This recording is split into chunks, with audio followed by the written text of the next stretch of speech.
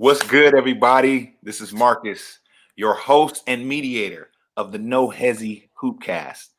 We are excited that you decided to join us. Do us a huge favor before we get started and make sure to click the subscribe button, click the share button, and click the bell notification so you can be alerted every time we go live, which is every Monday.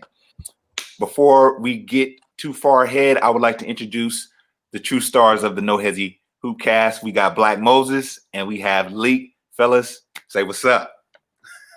Leak, go ahead. Hey man, what's up with the No Hesi fam? Thank y'all for tuning in. You know, we got a great show this week, so I'm looking forward to it. Mark, Black, is good to see y'all again, like always. And yeah, man, I'm ready to dive in.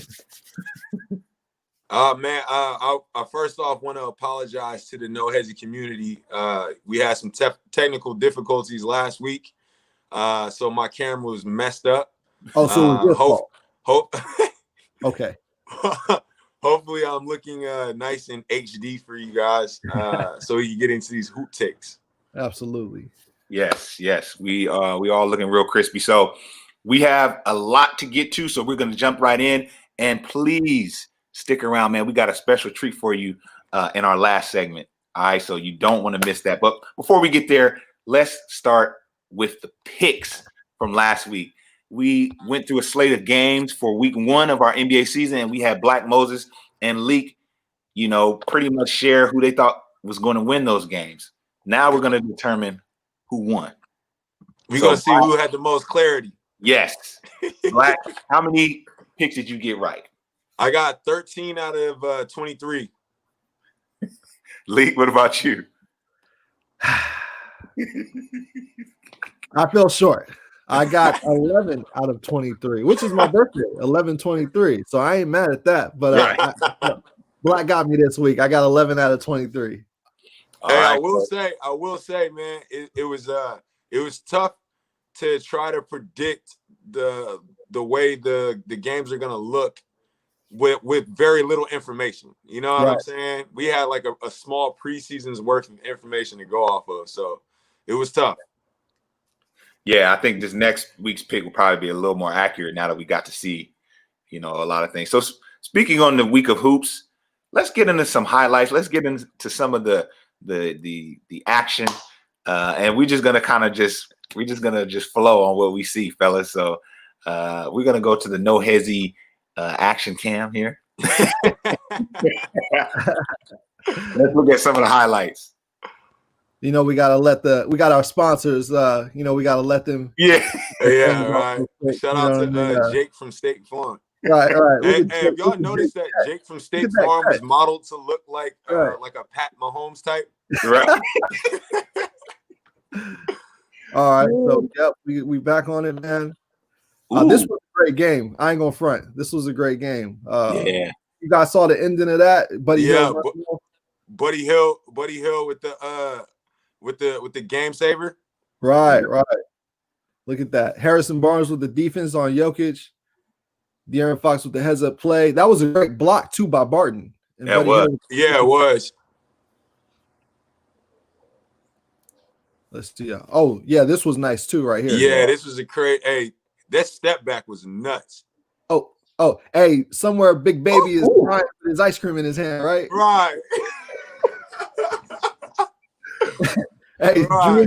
Drew Hanlon's feeling real justified right now, right? Hey, I'll say this. Hey, Jason Tatum looks like he is taking a even greater leap than he did last season. Yeah. He added some bulk to his frame. Right. He looks very confident from 3. And that step back was a result of all that work that Glenn Baby Davis was hating on in the offseason. Hey, I will say this too. And the thing that I noticed, because that was a step back that I haven't seen him necessarily use before. Mm-hmm. So we've got an assortment of side steps and step backs. Whether they're illegal or not, I'll kind of leave that up to the No Hesi audience. You know what I mean? Because there's a lot of illegal tech going on right now around here, especially with James Harden. But we'll get into that, I'm sure. Hey, traveling does not exist. No, not at all. Not at all. Oh, yeah. Look at that good work. He hit you. Hey, you see Giannis's body language too? Yeah. I love that. Do you have the missed free throw? Do they have a missed free throw from Giannis? Man, nah, I didn't pull that up, but I mean, do we really need to see that? Look, Giannis missed the free throws. You know, the refs try to give him a chance since he's the MVP, gave him like a ticky-tack foul call. Giannis goes there, makes the first, misses the second. That's game. So, I mean, everything I said about Giannis's jump shot last week, I mean, you know, it's just being magnified at this point, right? Hey, you called that. Yeah. It definitely came to fruition. Uh-huh. So this was a good one as well. The Shy. Yeah, he's got him on skates right here. Ooh. This is hold up. So what I like is he's backpedaling. He's trying to guard him full court, and but he's scared though. So you can see him backpedaling. Look how he's backpedaling. Look, Shy is realizing like, oh yeah, I got him because look how he's look. Yeah, he's taking huge steps. Ooh, right. Hey, Shy is one of my favorite young point guards too. By the way, man. Absolutely. He looked like a throwback to like that pure, you know what I'm saying, playmaker. Yeah, absolutely. I love Shy's game, and he learned a lot from Chris Paul too. Hey, and he'll lock you down too if you need to. Look at that. Ooh. Yeah. Where's Amin El Hassan at? Right. Where's amino acid where you need it? That was a heads up play by young boy. I'm kind of over that. Throw it off the backboard. Yeah. I'm kind of over that, man. That's a standard bailout procedure now at this point. Exactly right. We saw Kobe do that a couple of years ago, right? And it was mind blowing at first, but now like everybody's kind of added that to their bag, and it's like y'all shouldn't be pulling that out until you absolutely have to, right? Like pass the ball, right? You know what I mean? Just pass the ball, right? Hey, shout out to the Spurs too, by the way, man. They look decent right now, actually. They do. They got a young core. Yeah. They do. Lightweight could have just took off on that. Right. He had a layup right He had a layup. Oh, this. Oh, my Lord. Hold on, Leak. Run that back. Oh, my Lord. Oh, my Lord. That reaction is everything, right? Look at this guy over here, right? He's Hey, just so I'm clear, that was MVP two-time champion Kevin Durant, right? Absolutely. Okay. And that was ball with the pass too, right? Initiating the BAP, right? Right. That cross-court pass. Right. I must say this though, fellas. Hey, wait, right there. Hold on, Mark. Right there is when Katie's body left Earth. That's right. I want the contact. That's what I want. In Katie's defense, though, to see someone of his caliber take that on is impressive. Hey, look, man. Hey, shot blockers get dunked on. That's what you want to see. That's facts. Absolutely. I agree. What I'm not going to do is I'm not going to roast KD for making a play for the ball. I mean, what else is he supposed to do? Right. Yep. I agree. I'll say, and it was a 2-point game before that, it seems, or a 4-point either way. So, it was a close game. I mean, I personally probably would have let him have it. You know what I mean? but KD's trying to test himself, it seems, because he's just getting back into the swing of things. He wants to see how his body's reacting. So I don't mind him. I mean, that's a great thing for him to be pushing himself to see what he can and can't do at this point. So, he found out one thing that he can't do, which is try to block Terry Rozier from that type of distance. Hey, let's be clear, though. Let's be very clear, though. Terry, nobody but Terry Rozier believed that was going to happen. Yeah. Absolutely. Hey, look, this part though, where he goes down and he tries to get back up, but goes down again. KD, yeah. All right. Yeah. Shout out to Devontae Graham too. He's playing up. He is. Yeah. Man, that was body to body too, boy. Yeah, that was hard body. The worst kind. Man, it's like KD swallowed him. Wow, he got baptized. You know what I mean? He got baptized. Yeah. Another baptism. Man, look, it's another one, back to back. Oh my Lord. Bap to bap. Oh, yeah, this was a nice pass. Yeah. Okay. He's in about 20 and 7 right now, I think, or something like that. Man, that's good to see, man. Yeah, Woo! Markel looks solid. Markel looks solid. I haven't seen the pull up though. And all the highlights and plays I watched, I haven't seen the pull up. Now that's illegal tech, and you'll see as they show the replay. It was nice though. Yeah, this was a great game, by the way. I guess we'll get into that. It was. That was a great game. Wow. Pushes them, slides. Yep, pushed them off. Look, that was a travel. Look at that. About like 4 steps. Right. And we're gonna have to do a no Hesi expose on that right there. That right there. I don't know why they don't call that. Right. That right there is illegal. That is an illegal move. Right. If you do that in any level of basketball, that is illegal. Yeah. Man, CJ with the pure. Hey, what's up with all these guys? Look, they're using the 3 as an excuse to throw up different random gang signs, man. Right. Hey, it's either gang signs or you know what I'm saying, Freemason hand symbology. Right. You know what I mean? Under the guise of the 3, you know what I mean? Look at Nwaba. Hey, and it's gotten out of hand too with the pop. Look at Nwaba stretch. He's uncurling those new dreads, right? Hey, he had a big game too, that game. Yeah, absolutely. Oh. Dang. Robin Lopez with the goofy shot. Right. Oh, that was the game winner, yeah. Yep. Wow. And that's Steph's brother-in-law too. Yeah, it is. Look at his excitement too. Yep.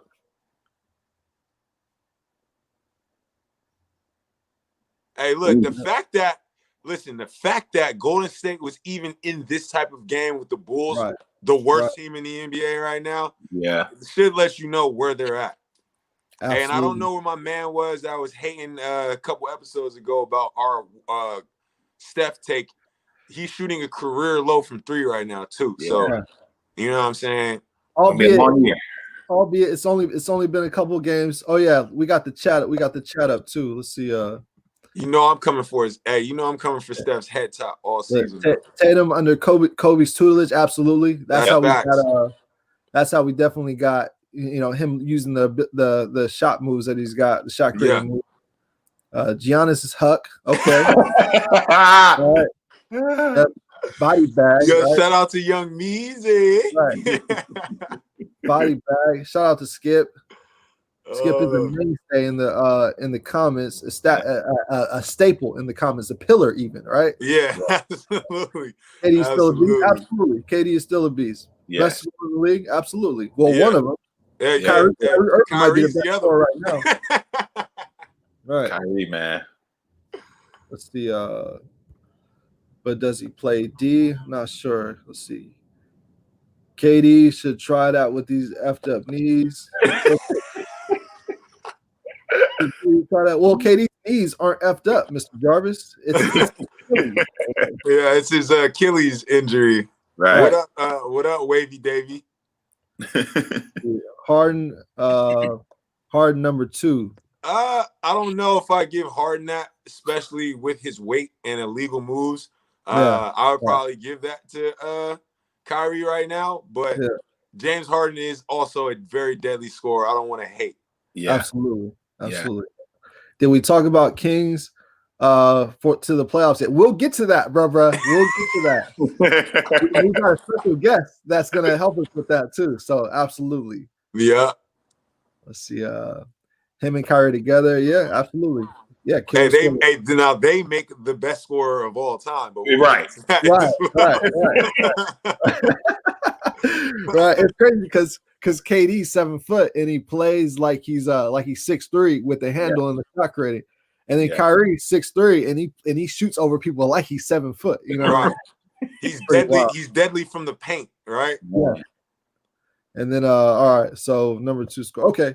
All right, so yeah, let's get back to the highlights, man. I think people are liking this part of the action. Yeah, and the Kings are in these highlights, so that's amazing, right? Yeah. All right, let's see. Fox. Ooh, all right. This is Kings v Phoenix. Ooh, all right, okay.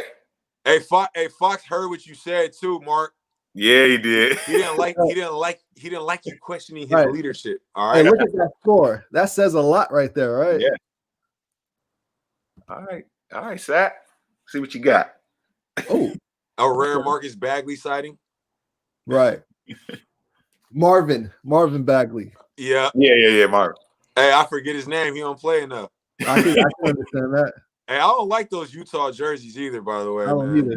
It was unnecessary. Totally unnecessary. Well, that's Denver. Denver. Oh, that is Denver. There you go. Yeah. It looked like Utah though, lightweight. It looked like Utah. Hey, you can't tell that they got the same design team. All right. Oh, ooh, hey, Sabonis has been balling out. Hey, Sabonis with the pop off, man. Heat on the break. Behind the back, scoop-de doo. Like that. Was that Zoe that he got like that? How you get like that, man?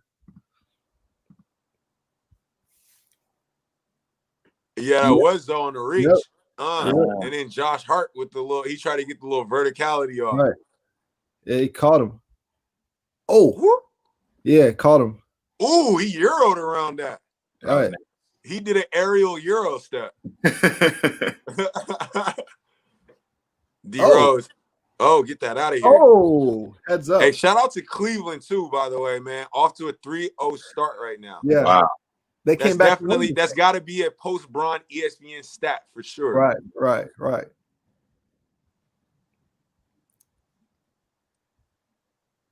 I mean, who knocked that shot down? Can anybody place it? I don't know who that Ish was. Smith, but hey, I'd be hot playing against Luka. He try to get me with these types. Look at this. Right. like he thinks I'm a hey.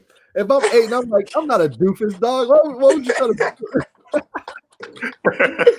do? He's treating me like I'm a big idiot, right? Like,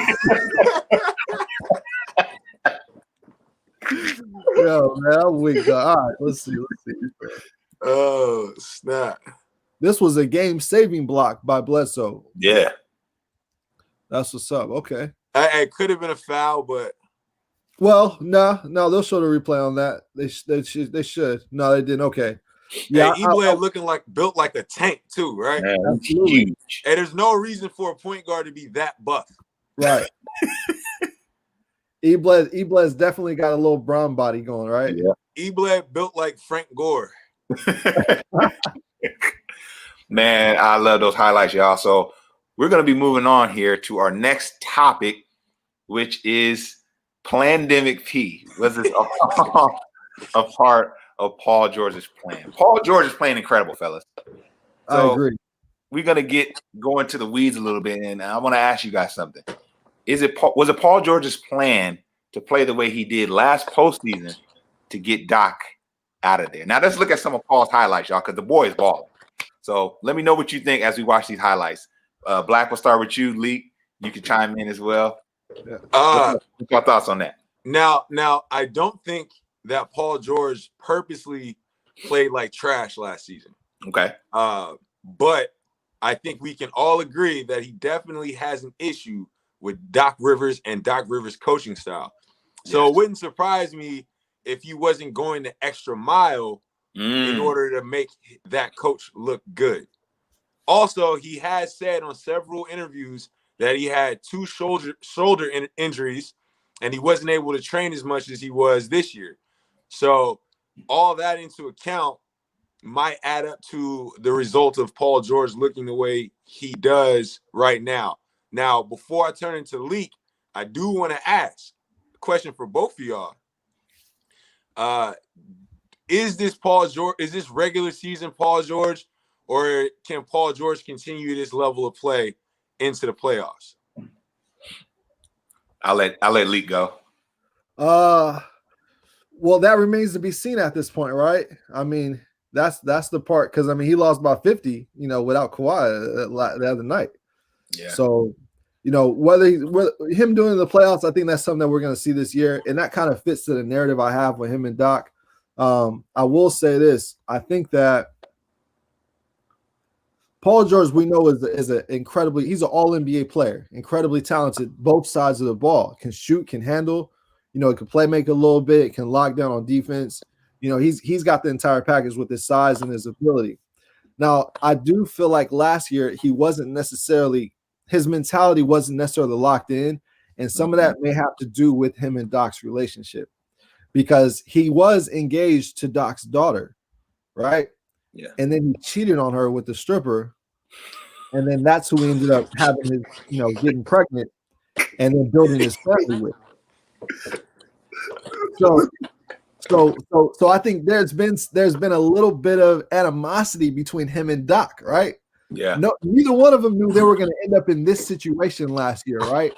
Right. It was the Clippers wanted Kawhi, and Kawhi said, "All right, well, if you want me, then I need another player, and you need to get him before I sign. That player that I want happens to be Paul George." I doubt Kawhi was even considering Doc and PG's prior run-ins. You know what I mean? So, and as a father to a daughter, I could say, like, I definitely have an issue with the guy that did that, right? Especially if I have to be around him every day. We got to be professional, but there's going to be some animosity going on there. You know what I mean? There's got to be. So I think it was a situation where after it happened, it's like, all right, listen, one of them's got to go, because we need ultimate comfort in order to get what we're going to do, and in order to achieve what we're trying to achieve. And I think that they decided that it was Doc that was going to go. You know what I mean? So do you think that scenario that you explained would lead to Doc basically relegating Paul George to a catch and shoot? I think it has something to do on both sides. I think PG not necessarily wanting to voice himself and rise up to his most leadership style. You know what I mean? Because of that, the way him and Doc have interacted, or the way he handled Doc's daughter. You know what I mean? I feel like he probably couldn't assert himself and man up a little bit. He couldn't necessarily do that. And I also feel like Doc may have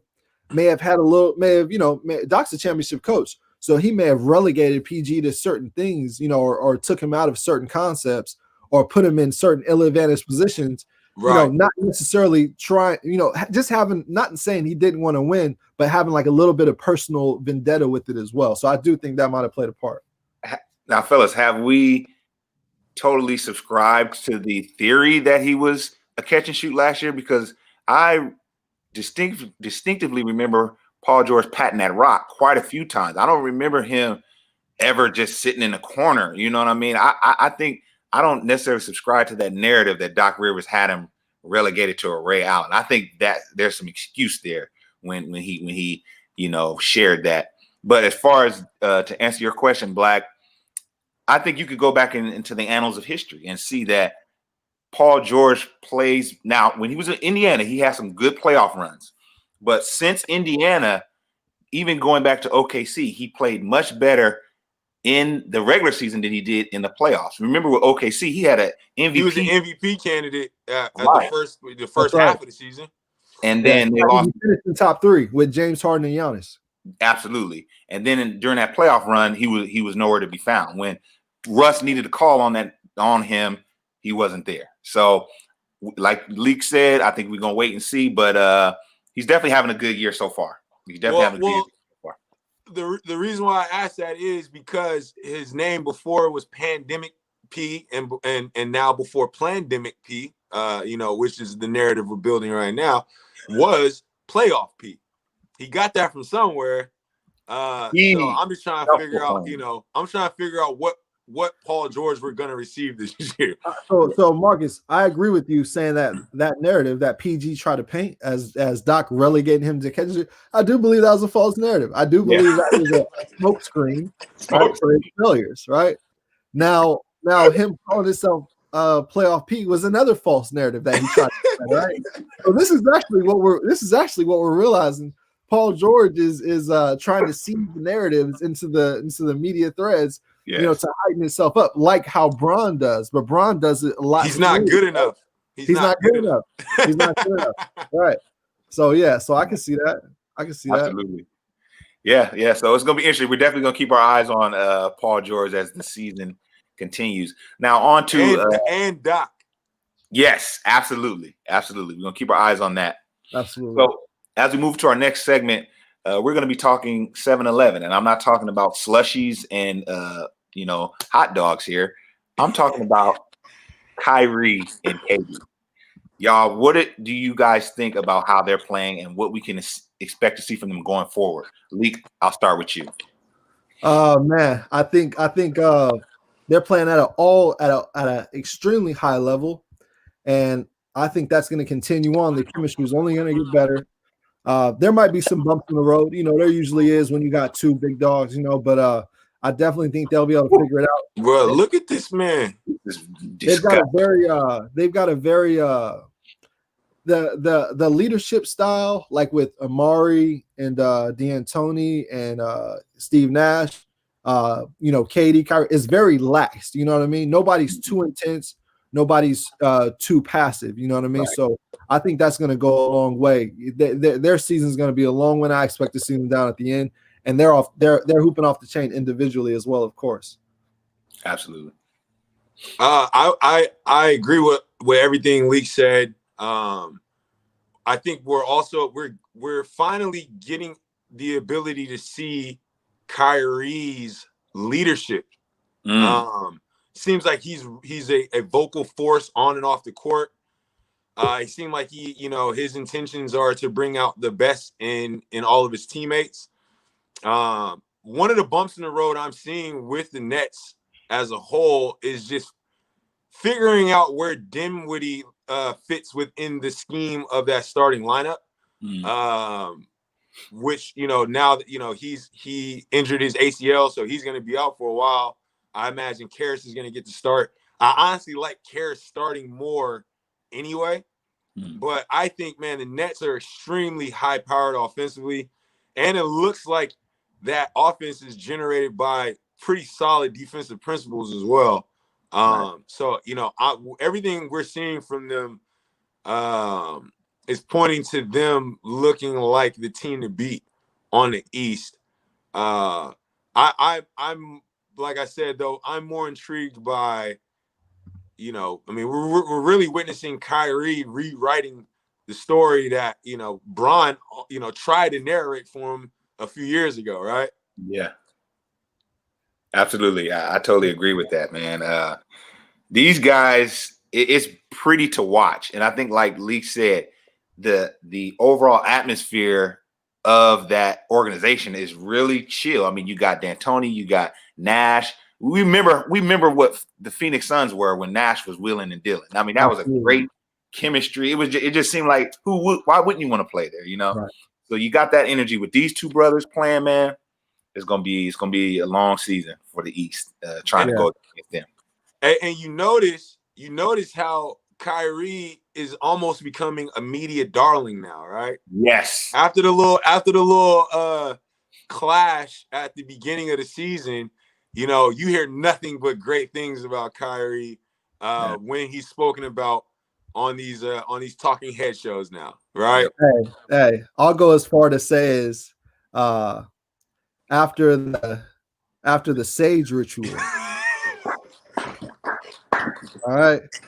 I'll go as far to say that. After that, he's been a media darling, right? I mean, and that also furthers the narrative that cleaning the energy cleansing is actually valid. And we could talk about that off mic, but it definitely fits that mystical, magical narrative as well. Right. But overall, man, they've been hooping. And Kyrie's been in top notch form, right? He's came up that way, so that's been great to see. All right, what bumps do you guys foresee? Mark, you can go, Mark. You know what, Black? I'm thinking the only thing I foresee is maybe potential irritation between Kyrie and KD. If there's never any clash with those two, if there's never any that, because right now we're dealing with I think me and you were talking about this, Black, at the house, that 1A, 1B, who, you know what I mean? If there's ever any friction with that, we could see problems. But as long as everyone's cool with their position, man, these guys are going to cruise through the East, I believe, and they're going to make some noise in the finals this year. They're going to make some noise. So I got a question then to both of y'all. We'll start with you, Black. Who is 1A and 1B? And after that, you go ahead, Mark. I honestly feel like Kyrie is 1A. I think he has the personality built for that vocal leadership where KD's kind of I just get it done. You know what I mean? Like, you can just watch me work and think that's my leadership. Right. That might be the best way to play it. That might be the best way to play it as well. I honestly want to see a repeat of the Cavs Kyrie, where LeBron was at 1A and Kyrie, here you go. You do it now. Where at times he's the 1A. I think they have to split that load. I think that might be best move for them. But I like that narrative though, Black. I'd also to answer the question before that, a bump in the road. Only bump in the road I can see is they clearly look like they're pressing. KD coming off an injury, as well as Kyrie. They're kind of pressing to get back into mode. Right. I just hope that the coaches are able to rest them enough during the season so that they can have enough energy for the playoff run. Because, I mean, let's face it, you're going to have to see Boston, you're going to have to see Miami, and you might going to have to see Toronto as well. So you're going to need – and Philly. So you're going to need as much energy as possible. And the Bucks. And the Bucks. I'll say this too. Now Skip pretty much this is the bumps in the road that I kind of feel. Health. Right, that's the main thing that I question as well. And then their mental health, right? Both health, right? Physical and mental, and also when things, when the important games happen, like say those Friday night ESPN games, right, against the Lakers, so to speak, and it goes down to the wire, right, and say a guy on the Joe Harris misses a rotation, right, a defensive rotation. Or Kyrie, instead of taking the last shot, he decides to make the right play who's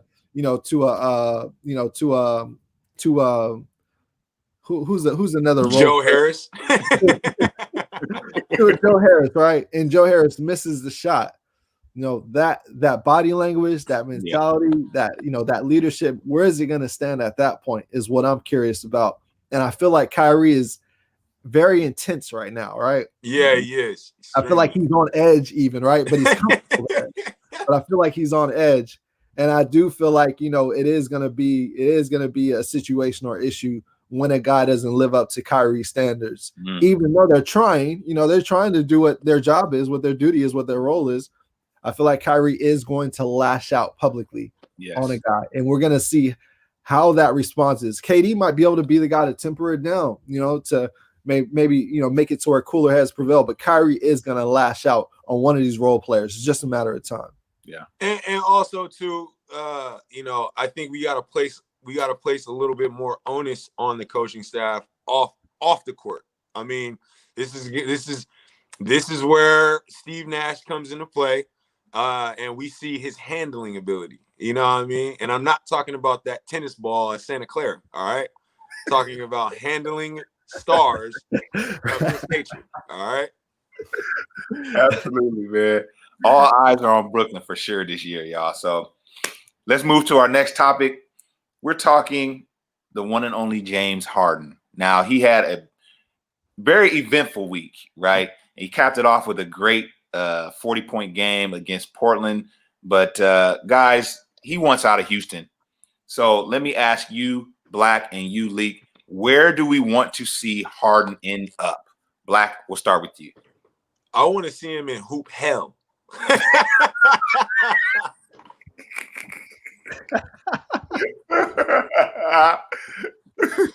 No. In reality, though, I don't think that this type of behavior should be rewarded. I'm gonna just say that, and I hope Adam Silver feels the same way. I mean, you can't just throw a fit after being coddled and pampered for, since you stepped foot in Houston, pretty much. Right. You got everything you wanted. We're hearing stories of, behind the scenes benefits that he received as well. So, I just feel like a guy like this should not be rewarded with you can't put this man on a chip tape. This man does not deserve to be on a contender. Not with that behavior.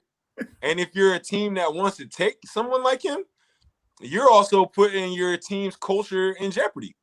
So to answer your question, I want to see him on a purgatory team.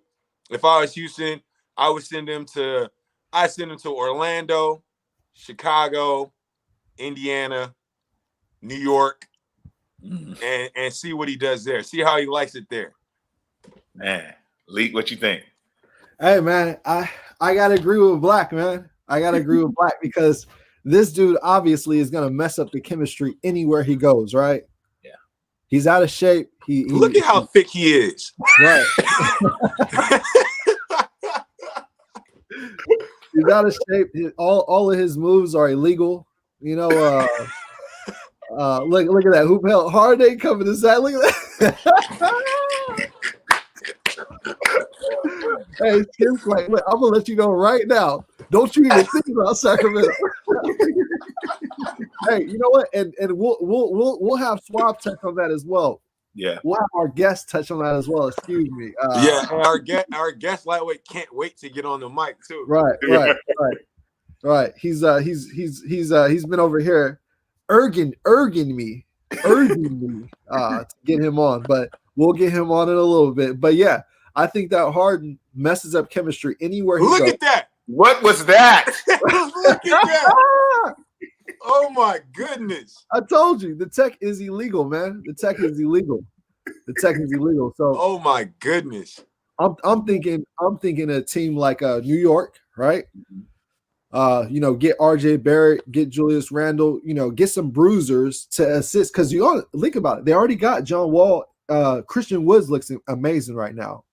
He had like 35 and 14 on his. He does look nice. He looks nice, man. And then you already got DMC, right? You got PJ Tucker, you got Ben McLemore, you got Eric Gordon, you got Daniel House. You got a lot. You got Nuwaba. You got a lot of players. So now PJ Tucker would also be on the way out, in my opinion, though. Mm-hmm.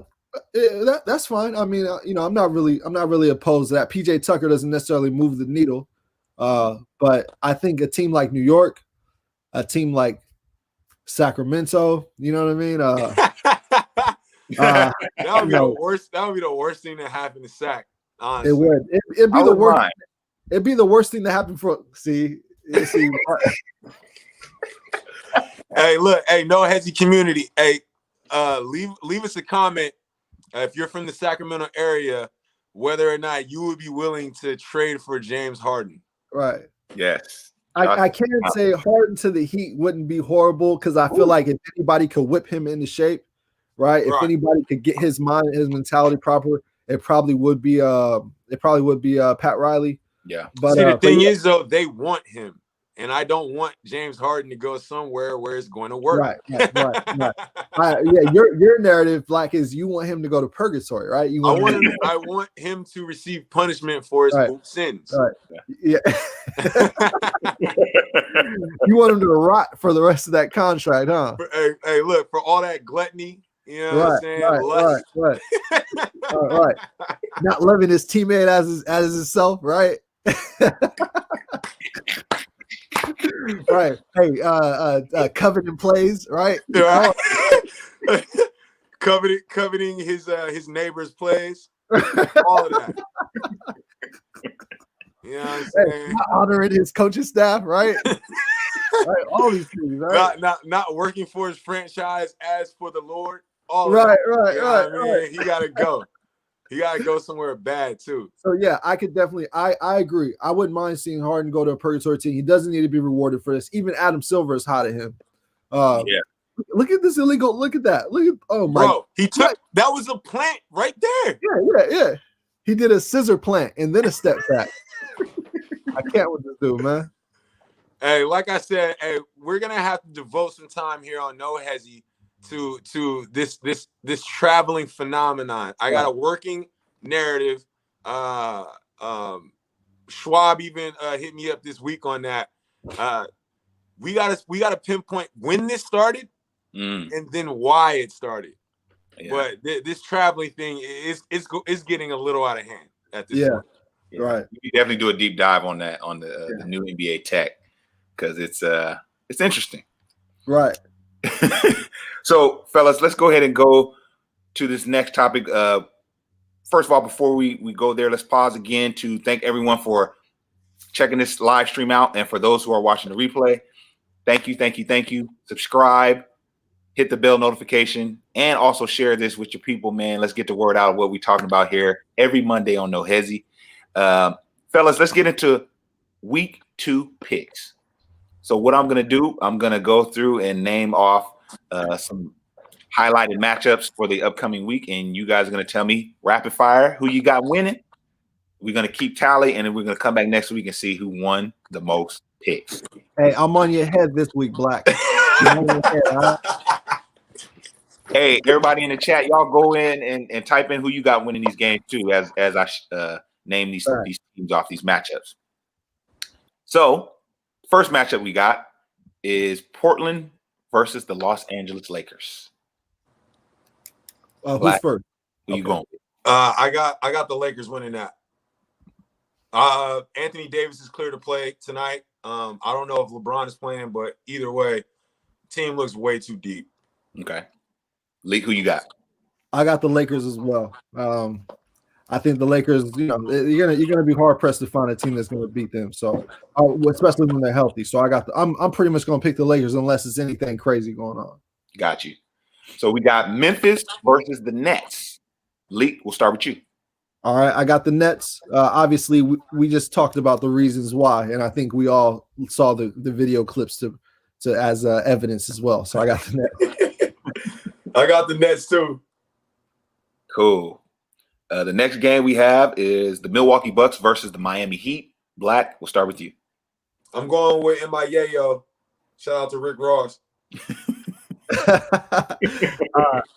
I got I'm gonna go with Milwaukee this time. I think they're ready to bounce back from a disappointing start. So I'm gonna go ahead and go with Milwaukee. Is this a paradigm shift? No, this isn't. This is me. This is more along the lines of Doc and PG, where there's a vendetta between us. So I'm just going with the option that I feel like nigga would oppose us. You all right? Did we already do Portland and I'm tripping. We did Denver and Sac already or no? Nope, that's up next. Okay. So we'll go ahead and start with you on that one, Lee. Who you got for that matchup? Okay. So let's see. For Denver and Sac, I'm gonna go with Sac, man. Sac's been looking good. I'm gonna go with Sac. Okay. Black, who you got?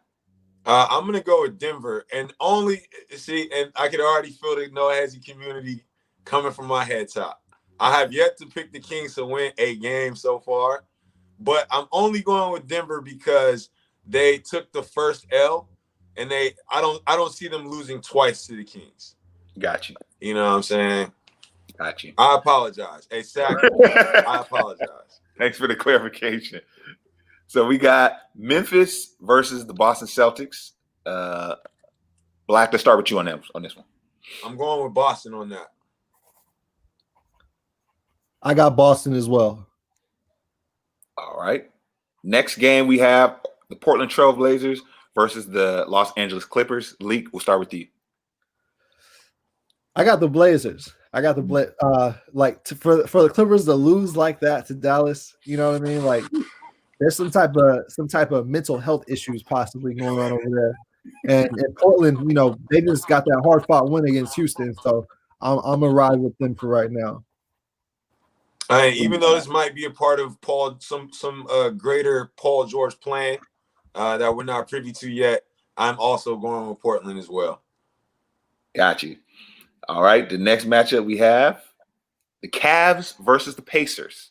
Black, let's start with you on this one. The Cavs look real nice right now. This will be a real test for them with a team that's in their weight class. But I'm going to go with the Cavs on this one. Lee, who you got? I'm gonna go with the Cavs as well. I think they're looking good.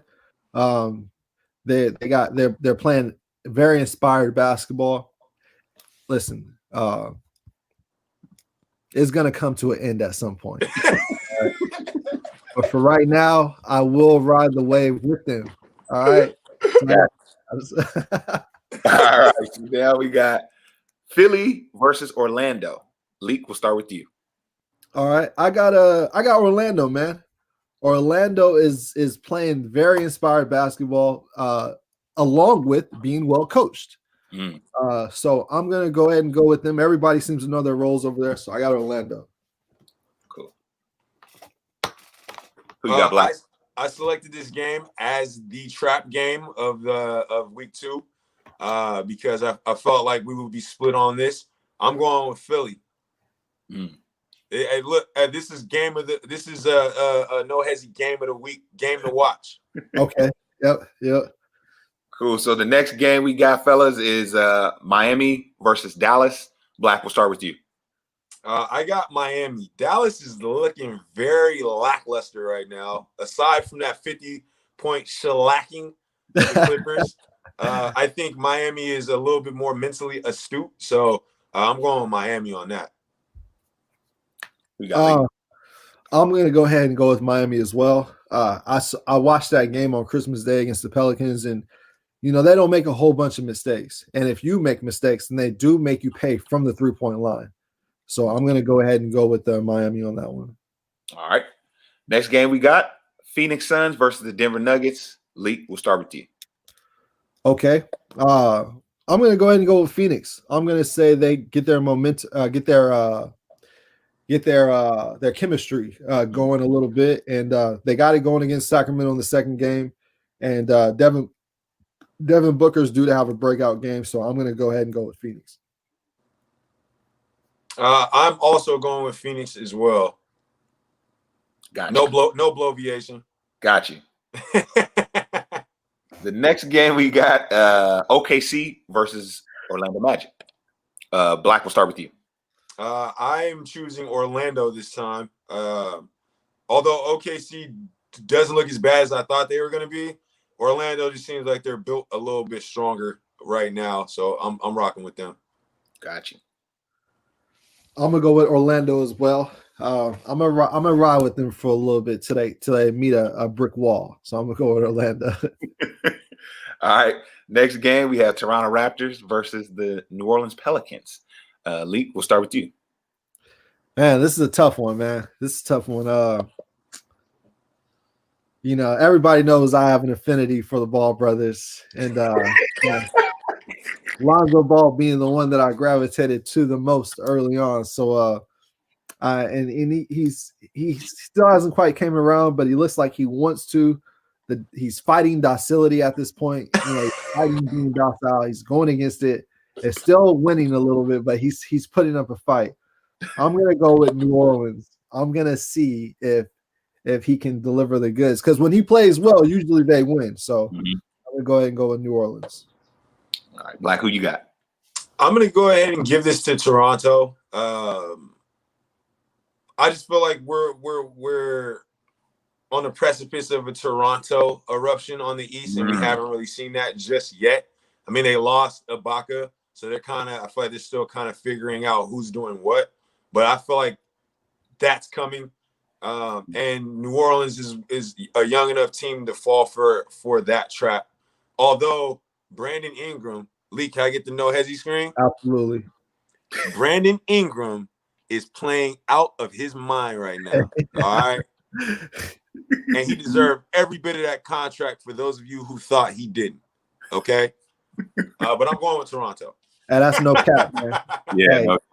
Ingram, the baby KD comparisons are valid now, right? For sure. So now we're going, fellas. We got Utah versus San Antonio. Hold up.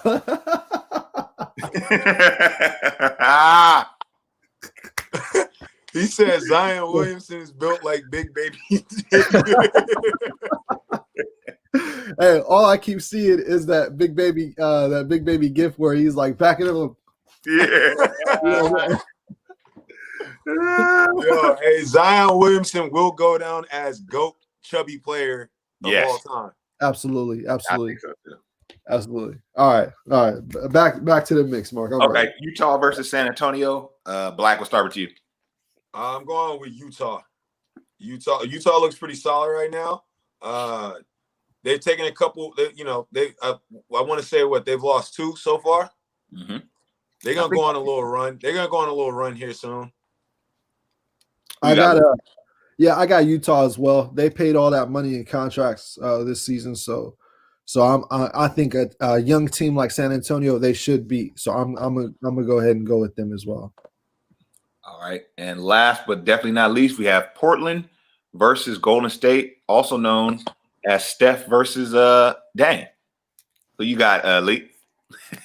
Man, I'm gonna go ahead and go with Dame. I'm gonna go ahead and ride with Dame. So that obviously means I'm picking Portland. Portland has a much better team. Yes. And they have the much better player.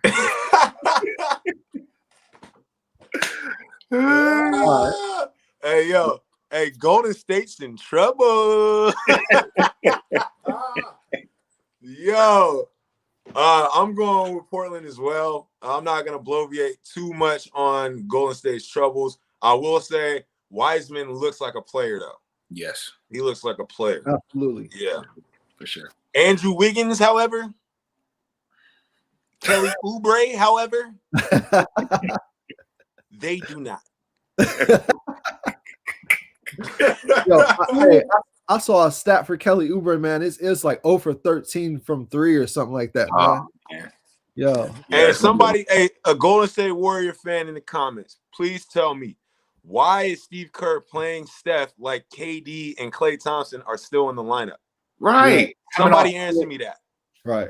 Why do they continue to coddle Steph Curry within this offense? Right. Somebody tell me that as well.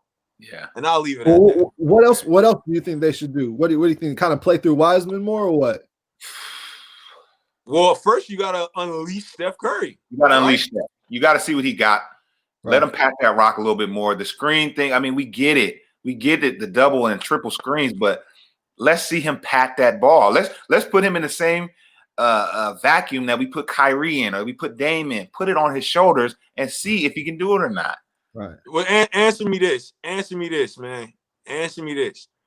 Would Dame or Kyrie or even Russell Westbrook allow the team to put them in an offense where they're solely being used as a pick and roll 3-point threat?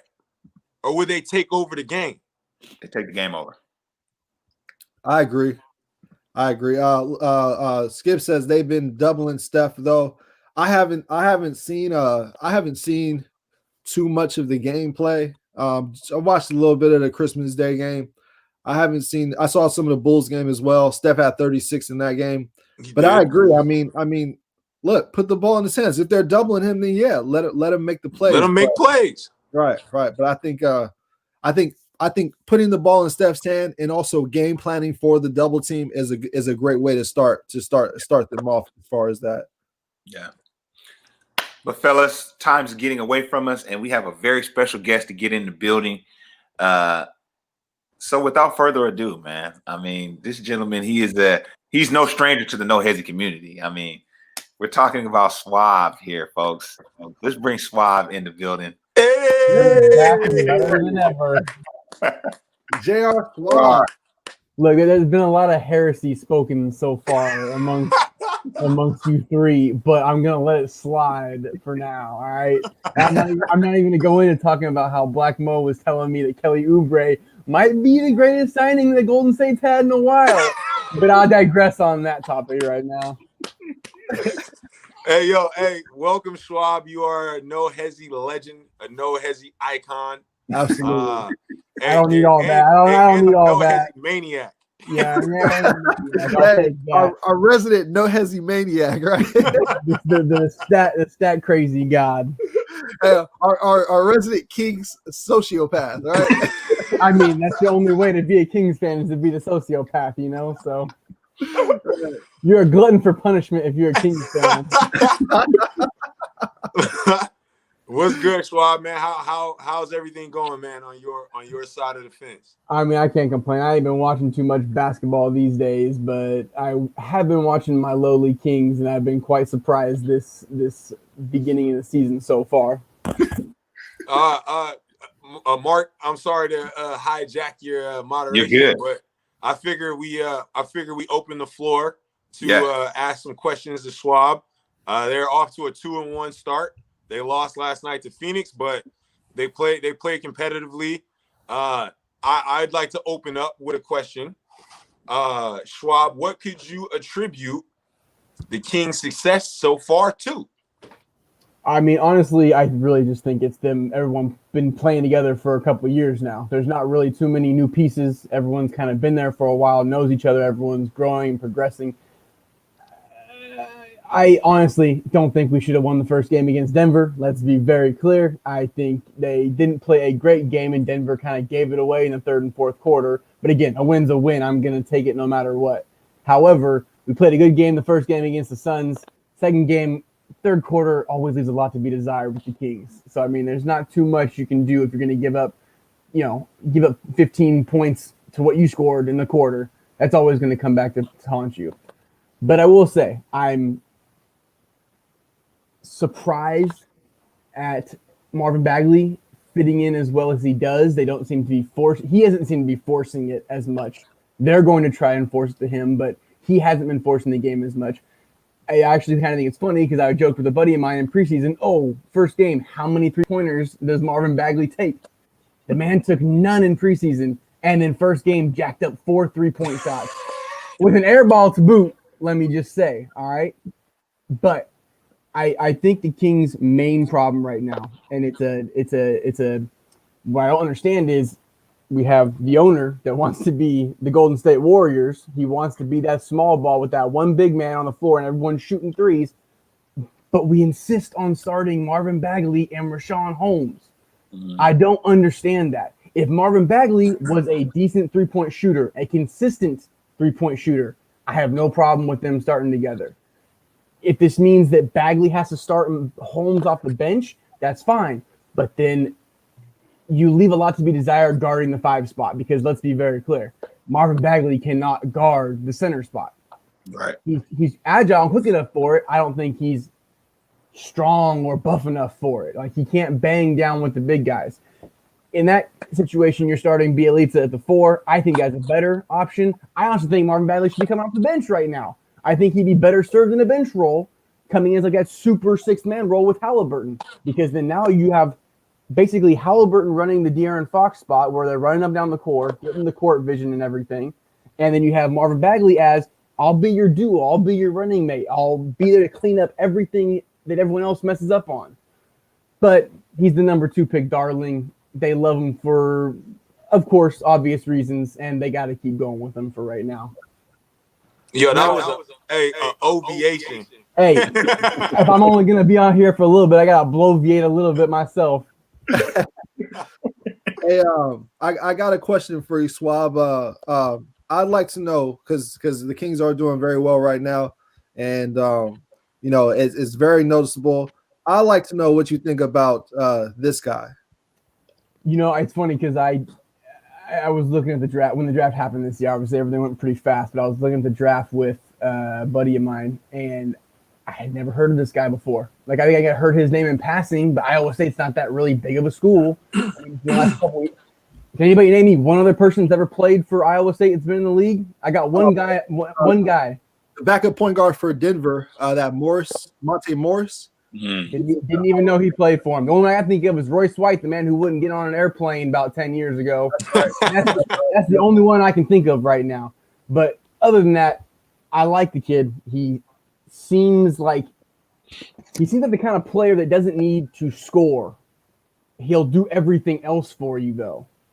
And I think just by looking at this picture right here, you can see the man wears shorts. He knows how to dig into them shorts and get down and play some defense. And all about that defense. Interesting stat, though. He's shooting 41% from 3 right now. He's not taking a lot of threes, but he's making the threes that he's taking. When I said I had never heard of this guy or never seen him before, my buddy had told me, he goes, he was a good shooter, though, at Iowa State. He was a good 3-point shooter. He actually shot 46% at Iowa State, which I was very impressed with because usually point guards that aren't these big-time playmakers. And when I say playmaker, like taking it to the hole, scoring 30 points a night, those kind of guys generally don't shoot as well from 3. And he shot very well, it seemed like, in college. I do like where he's at. I think he fits the role. I think he fits the six-man role better than Buddy or Bogey when we had Bogey did. What about Corey Joe?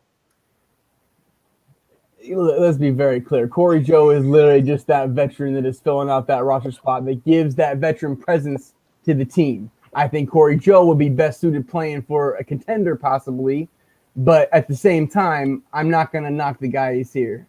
So you think not to go too much on the aside, but you think that Kings should consider getting rid of a Corey Joe at some point during the season? I think the Corey Joe being on the team, and even when they had the original trade, Bogdan for all those players in Milwaukee, a lot of expiring contracts. I think that's literally what these certain vets are. If these vets are going to want to be here and help the squad, I'm all for it. At the same time, use them as an expiring contract to get picks or to get cap space or whatever you need for the squad. But Corey Joseph will not be here long term. He will not be a part of this unit. He will not be a part of this team 2, 3, 4 years down the line. Now, it's not to say he's not a solid backup point guard or backup 2 guard or 3 guard, whatever you want to call him at this point. He's kind of a jack of all trades, I feel like, because I feel like De'Aaron Fox or Halliburton is running the point, and Joseph will take it up the floor whenever. I've seen Bagley run the point a few times off getting a rebound and pushing the ball up the floor. So I think it just depends on what your expectations are from a player like that. I have no problem with his role right now on the team, though. Hey, Black, come on, Black, come on, man. You can't over-bloviate the question. This is the man that over-bloviated for the last 5-6 years. Right? He's got to bloviate. Look, man, if I don't say anything, I mean, that's it for the rest of the show. Real quick, in the chat, Maestro said Buddy Hield is overrated. I'm not going to hate on that because I think Buddy Hield is also somewhat lightweight overrated. And I don't think it's a heavy overration, if you want to talk about in Asians. It's not a heavy, bloviation to say he's overrated. I think it comes down to you have to put your players in the best position to succeed. What is Buddy Hield? He is a shooter. He shoots threes. He makes buckets. He doesn't need to be handling the ball. We need more pick and rolls where Buddy comes off a screen with a wide open shot. I don't know why that's not happening more and more, especially with the way these guys are passing. We're playing 2 big men. Why are we not playing these 2 big men like a John Stockton, Karl Malone back in the day, where you loft it into the front? Because court? It's 2020. Exactly. Why are we running 2 big men in our starting lineup? All right. That's fact. But again, I'm gonna digress on that because I ain't no GM. I'm not the guy that's calling the shots right now. But I like the squad where it's at right now. I can't complain. Everyone's kind of seems to be playing up to their expectations for the most part. All right, Mark, you got anything you want to throw out at Swab? Any Kings talk? Oh, yeah, man. I would be remiss, Swab, if I didn't get your take on a polarizing topic we discussed on the last podcast, which was a certain talking head on ESPN made a comparison to De'Aaron Fox and to John Morant. So I want to get your take. Is De'Aaron Fox in the John Morant class, or has he been outclassed by someone like that? According to Black Mo, De'Aaron Fox's contract that he just got is not warranted or not needed yet. I'm gonna say, which I think if you're a Kings fan, you know the Kings. You have to pay to get people to stay. You're not gonna get free agents. You're not gonna have get your face out of here. You're not gonna get these big blockbuster trades in here. But I think De'Aaron Fox is still in the class of. I mean, I don't know if y'all consider John Morant in the class of the Brandon Ingrams and the Jason Tatums, because I still think he is in that upper echelon. He's definitely the low end, if not bringing up the rear of that upper echelon of up-and-coming players. And I think, is this John Morant's second year? Yeah. Second year. I still don't think we haven't seen enough out of him consistently-wise. I mean, it's just one of those things. You got to give the guys a couple of years to get into it. I know League got something to say. Malik, He gave that sideways look just now, and I'm trying to read his mind as we speak. The way Leak moved, I know he's pulling up something. He was pulling up something. I saw that slight kind of a smile on his face, that smirk, and I knew something was happening. Show it to me. So we're looking at Ja. Let's see. I mean, okay. We'll live a career. Don't be highlighting these 2 games. He's right. 21. Right. We're gonna leave that alone. But 18 points a game, which is very good. 7 assists, which is very good. 48%, which is pretty good. He's shooting 58. He's shooting 58.3% this year. I think we do need to highlight these games. I mean, it's 2 games, but it's 2 games. I mean, are we really gonna call the man a future MVP candidate off of 2 games? I mean, no, but I'm saying we can look at those numbers. That's MVP numbers right there. If you really want to talk about it. Hey, listen, Slob. We have 2 games, 2-game sample size to compare for each player. I think it's fair to at least assess those 2 games. That's all I'm saying. All right. Hey, you're gonna make me bring up some stats now. I didn't even do my research or anything. Now I gotta get everything ready. Shout out to Ramon. Ramon's in the building. I'm not saying, and I'm not. Hey, Ramon. You missed the Golden State Warriors talk, Ramon. Yeah, he did. He did. And the thing, I'm not knocking Ja. I'm not saying Ja is not the player that the man's the rookie of the year. I mean, I'm pretty sure he won rookie of the year last year. I think it's one of those things. We need to see it just a little bit more to start putting him into an upper Ramon for that fact too. Category. That in there, but yeah, my fault. Hey, D Fox. I mean, let's be clear. D Fox is balling out right now. Playing some ball. I hope we didn't get it confused. Like he wasn't playing really well right now because he is. I think he's even shooting shooting better from 3, and I believe he's shooting better from free throw so far. You're right, Skip. It is a small sample size, but so far he's trending up. I'll say that. I think the thing with De'Aaron Fox too, I feel like there's only so far he can go, and what I mean by that is a lot of his game. Let's say if you put it into sections, a third of his game is tailored to getting everybody else open and getting everybody else the ball in the right situation. He's not a Russell Westbrook where he can take over a game and dominate the entire game. What you laughing at? Kurt roasting me right now in the comments. Heavy. Hey, Ramon, listen, man. Listen, you gotta be a little gentle when you come in. Never mind. Throw your narrative out. Steph got rid of the braids and made you all like, throw him out there. We got Portland versus GS this week, right, Ramon? Hey, we're gonna see this week, Ramon. Yeah, we got Portland. Hey, Schwab, excuse us for a minute, Schwab. Excuse us. Let me real quick. Let's say we don't talk about overrated. Golden State might be the most overrated team in all of sports right now. Everyone was talking about them getting the 6th, 7th, and 8th seed, and they've got nobody besides Clay and Steph Curry. Hey, look, they weren't talking about that right here on No Hesi. I mean, come on now. Like, they weren't talking about that right here, where we give you reality takes. They're not hot takes.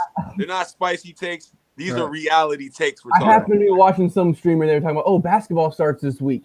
Like, who's playing tonight? And someone said, it was the Warriors and the Nets. He's like, I'm looking forward to that game. That's going to be a barn burner. And then someone said, the Nuggets and the Kings are on as well. And he's like, come on. Who would make that an opening night or opening second night game? Like, that's just a blowout if I've ever seen one. And I sat there and just kind of felt awestruck. Like, what are these people talking about?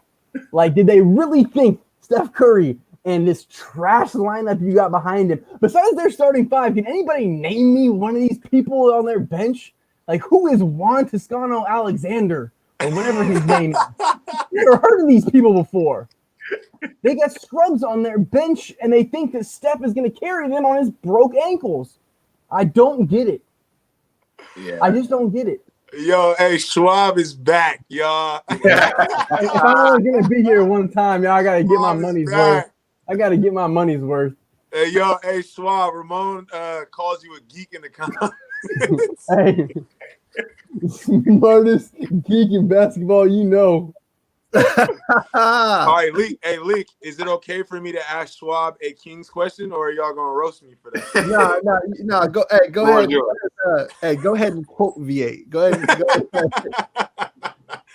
ahead. Schwab, we asked Kurt when he was on what his expectations were for the Kings this season, and I'm gonna open that up to you to, if you want to OVA on what you expect to see from the Kings this year. I like we said, I was kind of actually talking with Kurt about this, I think, a couple of weeks ago. When you're a Kings fan and you've been a Kings fan all your life and you haven't made the playoffs in 15 years, you don't really expect much out of the team. If we make the playoffs, cool, whatever. But at the end of the day, and I think every team gets to this point, it's all about winning championships. This team is not a championship team as it's constructed right now. Are we a playoff team? Maybe. The West is so deep that it doesn't matter to me if we make the playoffs or not. Like, that 8th seed is not going to, it's not. If we make the 8th seed and get blown out, that's just as bad to me. It's just as worse as not making the playoffs, okay? Like, it really is. I don't care about draft picks at this point. Like, at this point, I want us to be competitive throughout the season. I want us to make the playoffs. If we make the playoffs as an 8 seed and are competitive in those 4, 5, 6, 7 games, then cool. Like, I'm down for it. But at the end of the day, like I said, it's about winning championships. It's about getting to that point where you're considered a championship caliber team. I don't think we're there yet. This Ramon guy is talking some talking about hogwash in the chat. Like, come on now. Kentucky could barely even make a tournament last year if they would have had one, and you want to talk about this one guy being better. I don't even know if Wiseman's better than Marvin Bagley at this point, and I'm a Bagley Whoa. Hey, Schwab, I did have a question regarding because obviously Halliburton's playing well, right? Mm-hmm. And he's got a feel for the game, and the way that he's playing, we can obviously see that he's going to be at some point he's going to be touted to have a bigger role, right? And I want to know what you think about kind of like a backcourt, a 3-guard lineup going forward with Fox, Halliburton, and Buddy Hield, or do you think Buddy Hield is going to be moved at some point for assets to more complement Fox and Halliburton's chemistry? What you just said right there, I don't think it's an if, it's a should. Buddy Hield should be moved for assets. He should have been moved already, in my opinion. I think the problem is his contract just kicked in last year, so you still owe the man for this year and 2 years after, if not 3 years after. The problem I see with everything, though, is if you draft Halliburton, he's a long time, besides the explosiveness and playmaking of De'Aaron Fox, he's in the same mold. But you also don't pass up on talent like that at a 12 or 13 spot, wherever they drafted him. I think it was 12.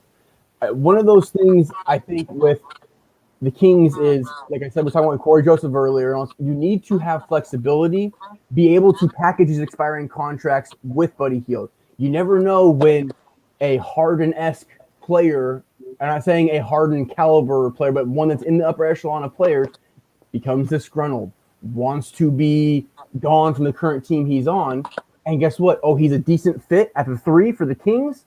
You give up those pieces, those vets that you think are helping the team, those Buddy Hield, you give up those players to get that young player to mesh with the squad. Now, going back to the 3-guard lineup, I actually really like that. I said at the beginning, we shouldn't be running the 2 big men lineup.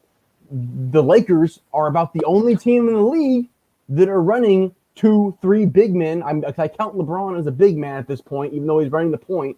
They're starting Gasol, Davis, and LeBron. There's not one other team in the league starting 2 big men like that, or at least doing it consistently and consistently well. Now, given Anthony Davis can make threes, Anthony Davis might be the prototype for what you want Marvin Bagley to end up looking like.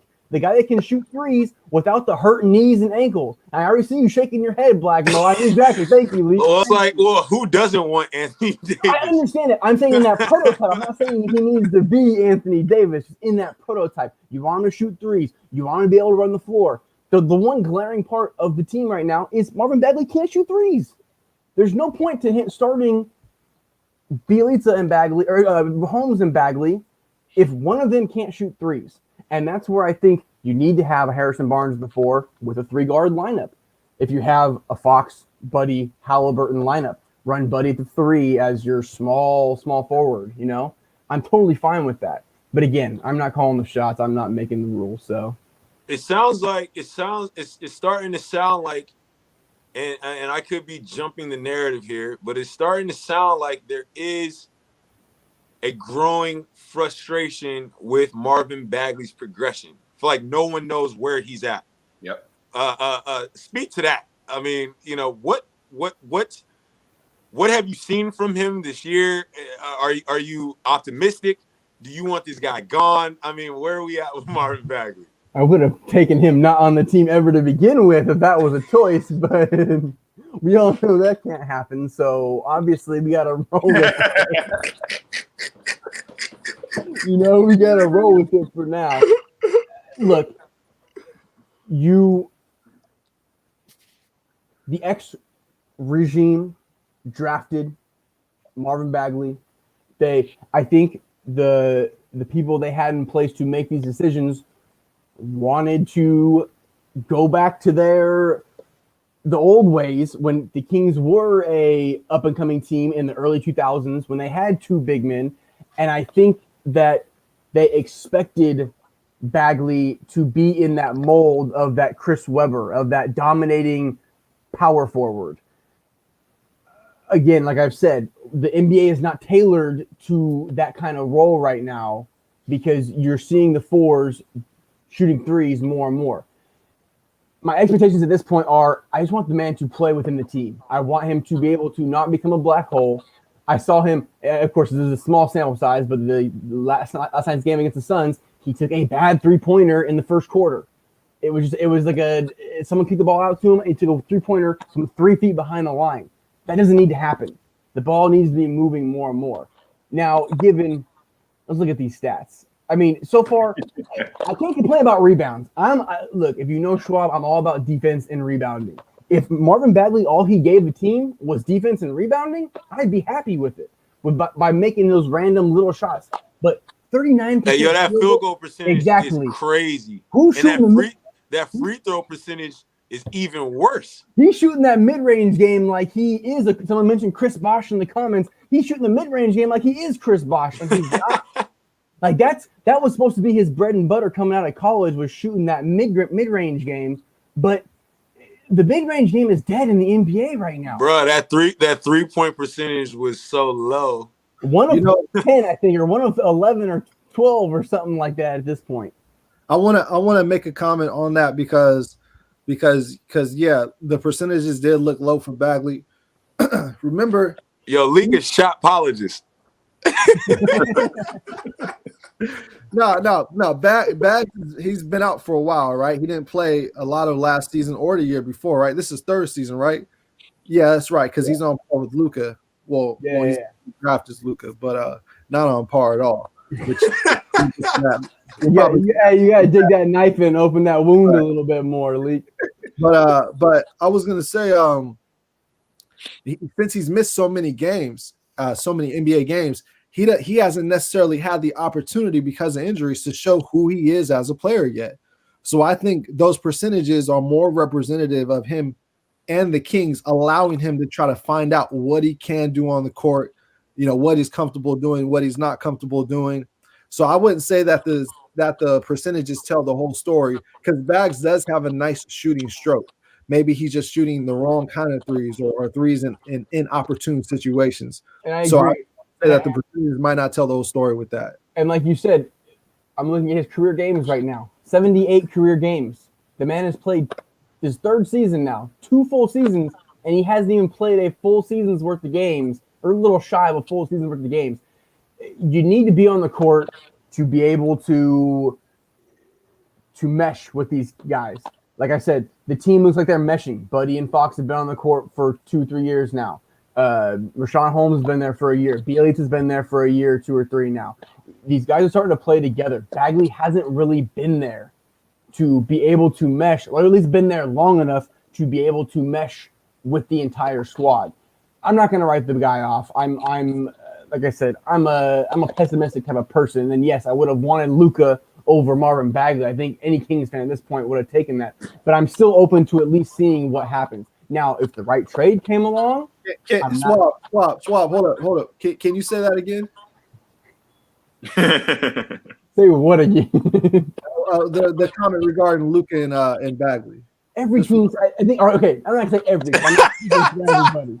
I think a good 99% of Kings fans would have wanted Luka over Marvin Bagley.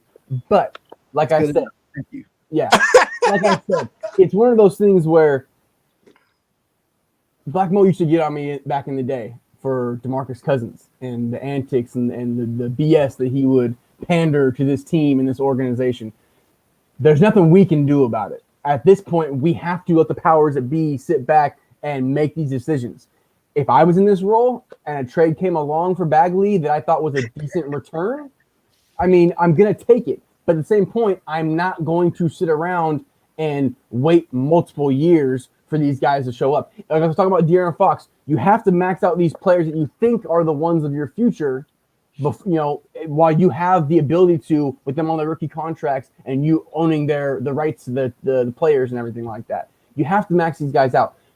Marvin Bagley, to me, at this point, hasn't proven anything other than what he's done in college, that little bit in college where he looked like a superstar. He hasn't proven anything like that in the next level. Now, I'm still waiting. I'm still here to see if he does. I'm going to give him the benefit of the doubt because he has been injured the last 2 years. But at the same time, he's on a short leash for me at this point. I mean, he's definitely got to stay healthy. I think that's number one. You don't know what he is until he can actually play for a majority of the season.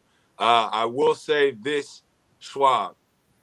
Can we get a Kings No Hesi with you and Skip already? I mean, geez.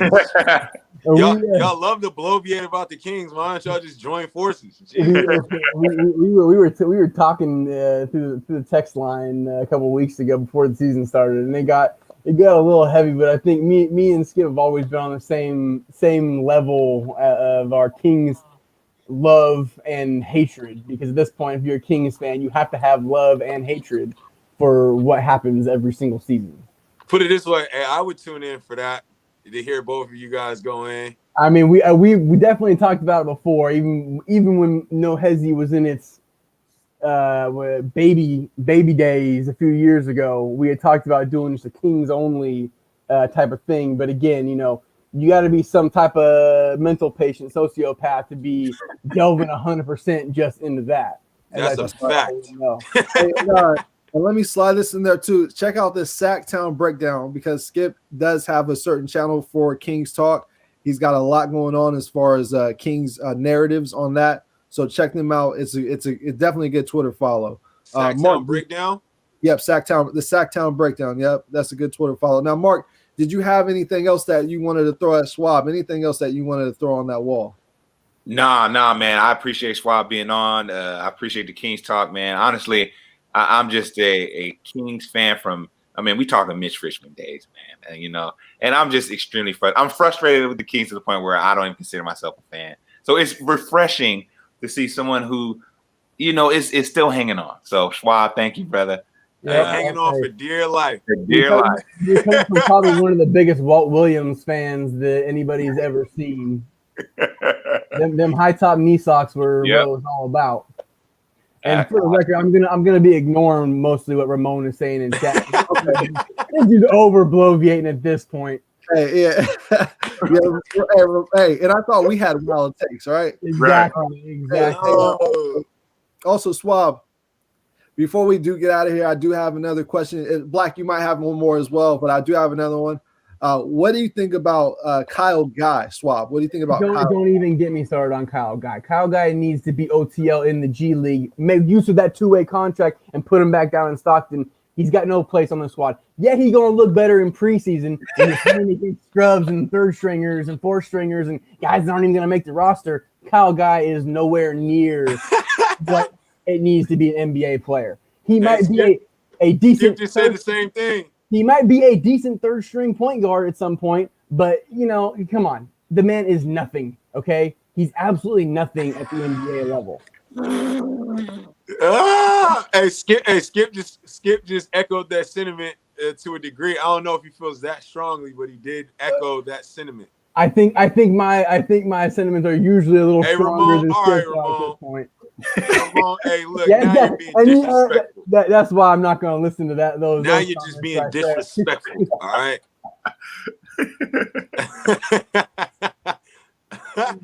One last thing, Schwab, before we let you go, before we get out of here, is there anything you want to plug, man? I know you've been on your Twitch.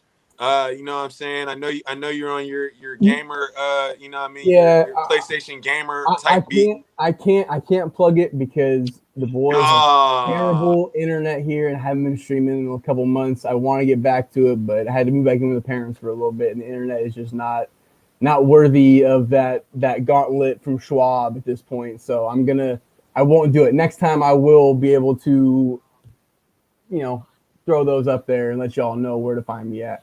But there ain't no social media for Schwab, so you definitely won't catch me on anything like that. And we'll be looking forward to the No Hesi Kings. Exactly. No Hesi Kings edition. I mean, we'll call that one Full Hesi because I think everybody needs to take a full Hesi on that one. And also, we definitely want to get you back on as the season progresses, Swab, because the Kings are looking good right now. Halliburton's looking good right now. Yeah, you've had some disparaging words about Bags. Like I said, I won't hold my breath as this season progresses because this ship could sink very, very fast, and I'm not going to get my hopes up. Or you mean this tank could sink? I mean, the tank has been going for 15 years now, and we still haven't done it correctly. So at this point, our tank is sitting in the middle of the Russian winter snow somewhere, corroding as we speak. Man, Swab, well, thank you, man, for being on. Yep, thanks, guys, for having me. It. Man, I'll catch you on next time. Absolutely, man. This has been a great episode. Appreciate you for coming on. All right, Swab. I'll bring you back in. All right, man. Y'all later. Have a good one. Yes, sir. So thank everybody for being on. Thank you. Hold on. Before you go, Mark. Yes, sir. Woo, let's exhale from that a little. Let's exhale from that a little bit, man.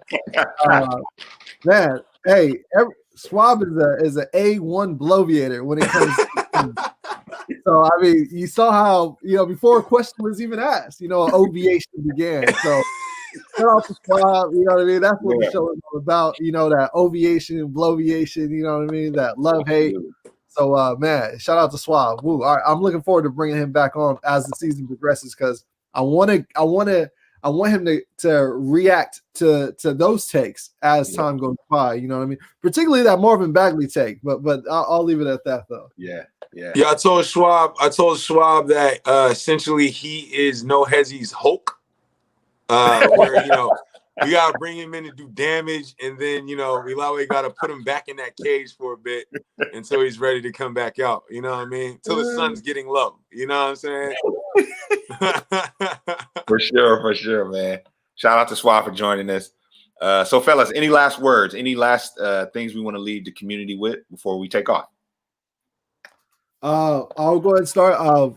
Make sure that you, if you enjoy the show, hit the like button in the comment section, and also subscribe and hit that notification bell because we're on every Monday, usually in the late morning, late morning, early afternoon. So you'll catch us on that. So if you guys hit the notification bell, that'd be great. Also, you catch me on Twitter with Leak No Hesi. We'll be going through some narratives on there as well and touching on things throughout the week as prior to getting back to the Monday. So I appreciate everybody for tuning in and thank you. Same here. Follow me on Twitter as well. That's BlackXMoses at BlackXMoses. You can catch some stray narratives that I throw out when I'm watching the games. Also, look out! I have some very dope merch coming real soon. So hopefully I'll be able to show that to you guys here on No Hesi. But follow me on Twitter and see what I'm talking about throughout the week. Man, that's great stuff, guys. So thank you all for being on. If you want to connect with me, I'm not super active, but Marcus Murray on Instagram. If you want to just shoot me a DM or whatever. But thank you guys. Thank you for checking out the No Hesi Hoopcast, man. I'm having a blast. being the host and being on with you two brothers, man. So till And next it's time. the longest episode we've had yet, right? Right. Yeah, absolutely. Absolutely. So till next time, y'all, we'll see y'all next week. This is Marcus signing off for No Hesi.